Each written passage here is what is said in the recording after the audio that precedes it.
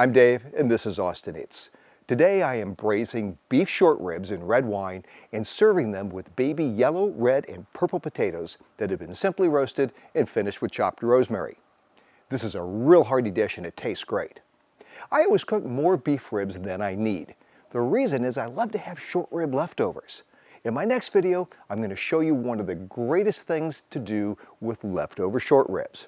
I'm going to make short rib ravioli that's finished with a wild mushroom ragu.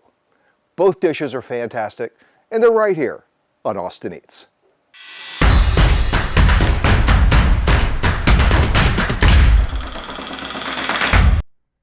I'll begin by braising the short ribs in a little olive oil. The idea here is to brown the ribs all the way around. Now that's a little hard to do because there's a big bone in here, but do the best that you can because this is where all of the flavor comes from. Add a little salt and a little pepper and cook them for about 5 minutes per side.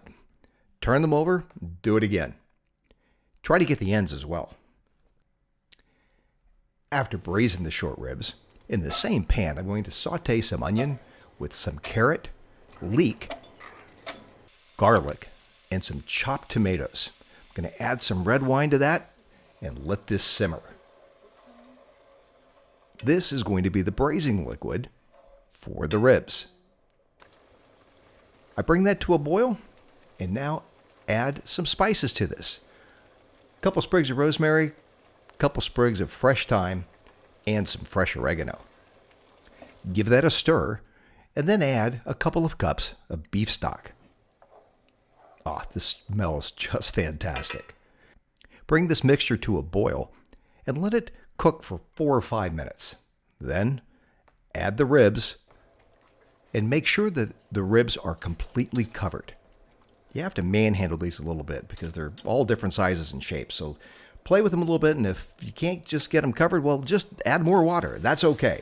As long as the ribs are covered, that's the objective. Now, this gets covered and goes in the oven. A couple of hours later, the rib meat is literally falling off the bone. Serve these with some roasted potatoes and you have a wonderful hearty dish. This is easy to make and it tastes great. Thanks for watching. If you liked the video, let me know and please subscribe. I have new videos coming out every week. See you next time on Austin Eats.